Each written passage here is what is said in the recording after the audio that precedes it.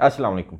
मैं हूं ज़ियाफ़त ज़ीशान और आज हम बात करेंगे पाकिस्तान में बढ़ती महंगाई के ऊपर, तुर्की और शाम के अंदर ज़लज़ला आया उसके ऊपर, और फिर आखिर में हम बात करेंगे कि एक और मॉब लिंचिंग हुई है, हजूम ने एक और शख्स को कत्ल कर दिया है। सबसे पहले बात करेंगे पाकिस्तान के अंदर बढ़ती हुई महंगाई को। आपके सामने इस वक्त जो तस्वीर चल रही है, ये एक वेस्टर्न ब्रांड है, टिम हॉर्टन्स का कॉफ़ी का ब्रांड है, और इसके सामने आपको लाइन लगी नज़र आ रही है। मुबैना तौर पे बताया जा रहा है कि इस ब्रांड के 60 साल तारीख में ये उसकी सबसे बड़ी ओपनिंग है और ये पाकिस्तान के अंदर है। अब आपके सामने कुछ और लाइंस नज़र आ रही हैं। इसमें से एक लाइन है जिसके अंदर इसी मुल्क की आवाम जो है वो आटा जो है वो हासिल करने के लिए लाइन के अंदर लगी हुई है, और दूसरी लाइन जो आपको नज़र आ रही है वो पेट्रोल की किल्लत इस वक्त मुल्क में चल रही है और पेट्रोल के लिए लोग लाइन लगा के खड़े हुए हैं।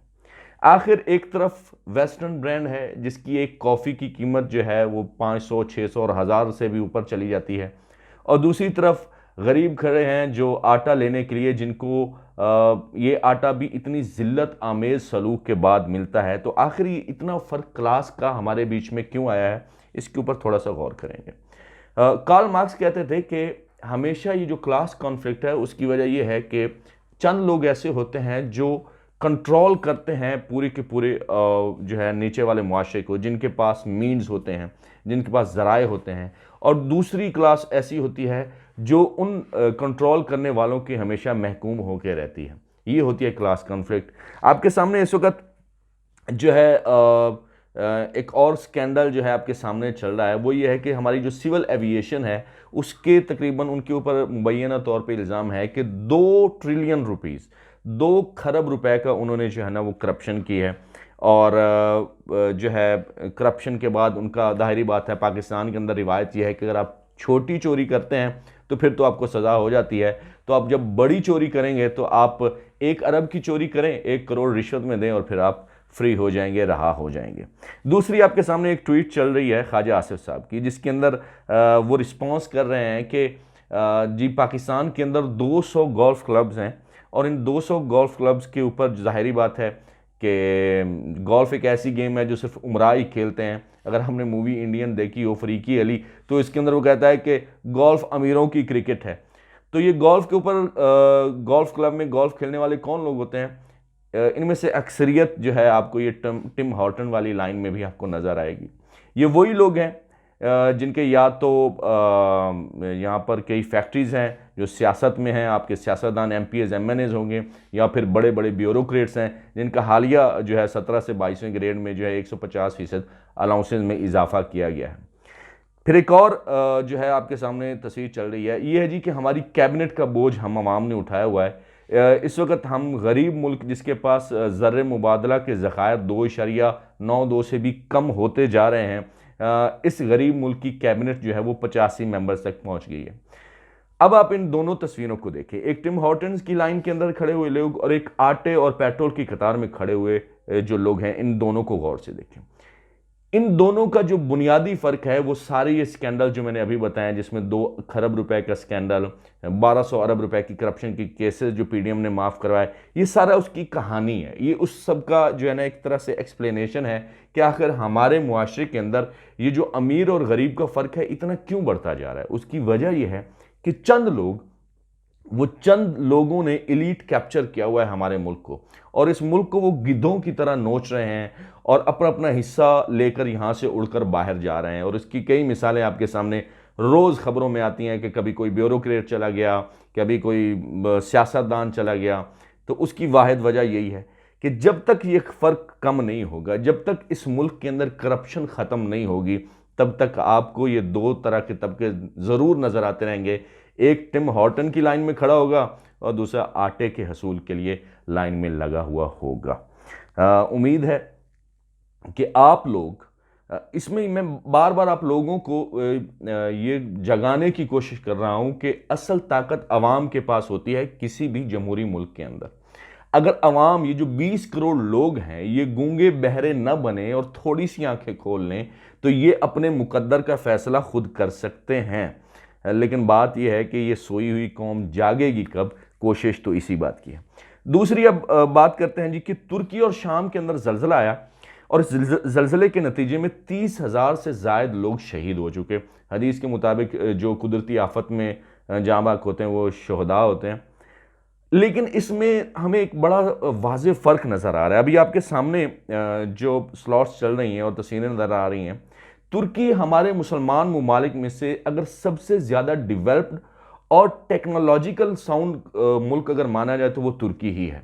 तुर्की ही वो मुल्क है जो अमेरिका के F-35 एयरक्राफ्ट के अंदर भी पार्टनर है, और तुर्की कुछ पार्ट्स अमेरिका को बना के देता है। तो आप अंदाज़ा लगा लें कि हमारा ये ब्रादर मुस्लिम मुल्क कितना एडवांस है।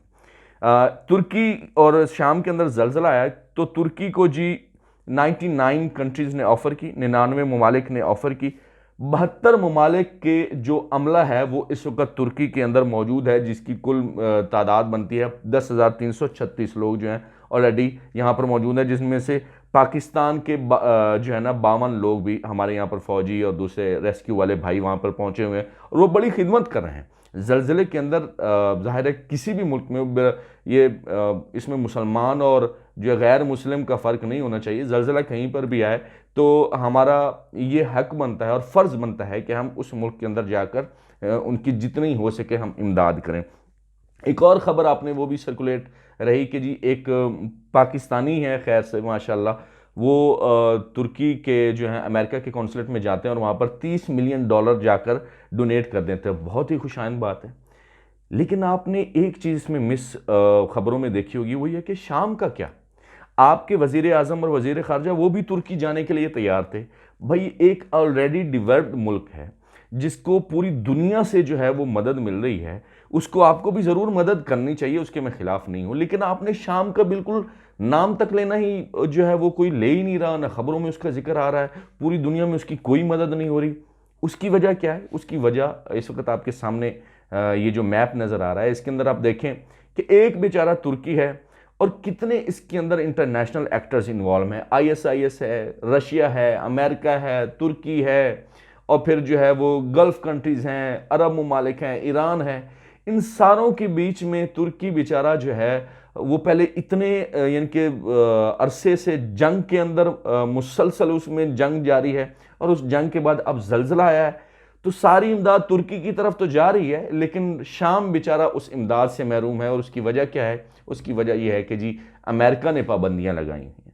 अमेरिका की पाबंदियों की वजह से कोई मुल्क वहाँ पर जाकर जो है उनकी इमदाद नहीं कर पा रहा, और वहाँ पे चूँकि बशारुल असद की रजीम है जो कि अमेरिका को पसंद नहीं है, तो उसके चक्कर में अब कोई दुनिया में वहाँ पे जा ही नहीं रहा। तो हमारे ये ना सिलेक्टेड किस्म की जो चैरिटी है, ये भी हमारी मुनाफ़क़त का मुंह बोलता सबूत है। हमें तुर्की भाइयों को ज़रूर हेल्प करनी चाहिए, लेकिन शामी भी हमारे मुसलमान भाई हैं, और अगर आपको लगता है कि हमें शामी भाइयों की मदद करनी चाहिए, आल्दो कि मेरी आवाज़ कुछ ज़्यादा लोगों तक नहीं पहुंचती, तो प्लीज़ इसको शेयर कीजिएगा ताकि हमारी हुकूमत के कानों में भी पहुंचे कुछ कि भाई शाम वाले भी मुसलमान ही हैं, हमारे ही भाई हैं, साथ वाला ही मुल्क है। तो हम भी ज़रा अमेरिका पे प्रेशर बनाएं कि भाई हमें कम से कम वहाँ पे मदद के लिए तो जाने दें। तो तुर्की की मदद भी ज़रूर होनी चाहिए, लेकिन उसके साथ साथ शाम की मदद भी होनी चाहिए। और यहाँ पर अभी मैं आपको ये वीडियो में आपको नज़र आएगा कि ये यूरोपीय जो यूनियन की पार्लियामेंट है उनके एक मेंबर हैं जो बता रहे हैं कि किस तरह से जो यूरोपियन और जो अमेरिकन जो इनकी अलायंस हैं उन्होंने किस तरह से अफ़गानिस्तान को तबाह किए रखा, और उस अफ़गानिस्तान को तबाह करने के बाद अब वहाँ पर जो अवाम इतनी कसम पुरसी की ज़िंदगी गुजार रही है, उन्हें $2 बिलियन चाहिए। तो ये यूरोपीय ममालिक जो हैं वो सैकड़ों अरब डॉलर जो हैं यूक्रेन की वॉर में तो लगा सकते हैं, लेकिन एक ऐसा मुल्क जिसको इन्होंने ही तबाह किया है, वहां पर $1 अरब की इमदाद भी वहां पर ये नहीं दे सकते। ये वीडियो देखें, फिर इसके बाद हम आगे बढ़ते हैं। The aftermath of NATO's criminal intervention in Afghanistan worsens every day. At the centre of the humanitarian disaster is Washington's assets freeze and the fear it creates among foreign banks about breaching restrictions.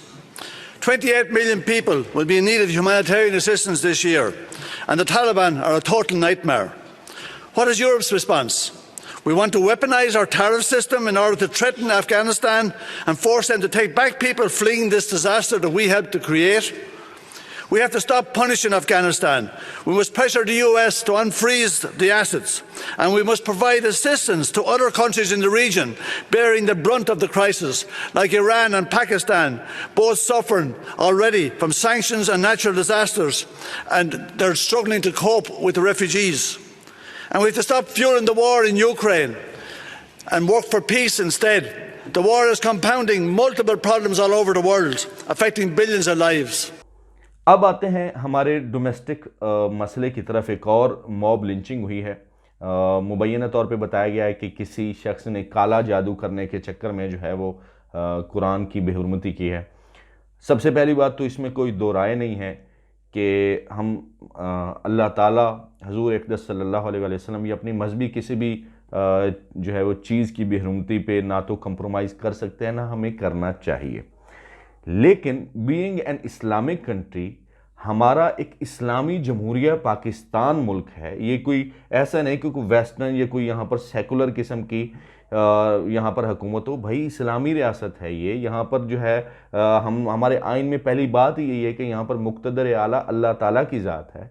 तो कानून को हाथ लेने का ये जो सिलसिला है ये मुसलसल हमारे मुआशरे में बढ़ता जा रहा है और इसका रुझान कितना ख़तरनाक है आप सोच नहीं सकते। जब इंडिया के अंदर किसी मुसलमान को मॉब लिंचिंग के ज़रिए शहीद किया जाता है तो वहाँ पर हम बड़ी जो है आहो पुकार और हमारी जो है वो चीखें निकलती हैं। लेकिन यहाँ पर जब हम खुद वही काम करते हैं तो उस वक्त हमें कोई ज़रा शर्म नहीं आती। यहाँ पर हम जी मज़हब की सरफ बुलंदी का काम कर रहे हैं। भाई इस्लाम के अंदर अगर चोरी की सज़ा हाथ काटना है तो आप नहीं किसी का हाथ काट सकते। ये जिम्मेदारी रियासत की है और अगर रियासत के काम जो है वो एक आम आदमी अपने हाथ में कानून लेना शुरू कर दे तो मुल्क अनार्की का शिकार हो जाएगा। हमारा मुल्क एक इस्लामी मुल्क है और हमारे जो मुक़्तदर हल्के हैं इनको भी चाहिए कि ज़रा अपनी जस्टिस जो है ना उसको स्विफ्ट करें, क्योंकि जब लोगों को निज़ाम इंसाफ के ऊपर यकीन ही नहीं है तो उस इंसाफ के ऊपर यकीन ना होने की वजह से वो क्या करते हैं कि वो कानून को अपने हाथ में लेने की कोशिश करते हैं। तो मेरी दस्तबरस्ता गुजारिश है अपने जो मुक़्तदर हल्के हैं, जो इंसाफ के नुमाइंदे हैं, एक तो ये कि वो जल्द अज जल्द इंसाफ किया करें ताकि लोग कानून को अपने हाथ में ले लें। और दूसरे लोगों से भी ये अपील है कि भाई ये इस्लाम की खिदमत नहीं हो रही, आप इस्लाम को और ज़्यादा मलाइन कर रहे हैं, इंटरनेशनली हमारी और जो है तज़लील कर रहे हैं। आज के लिए इतना ही। मैं हूं ज़ियाफ़त ज़ीशान और यह है मेरा चैनल। शुक्रिया।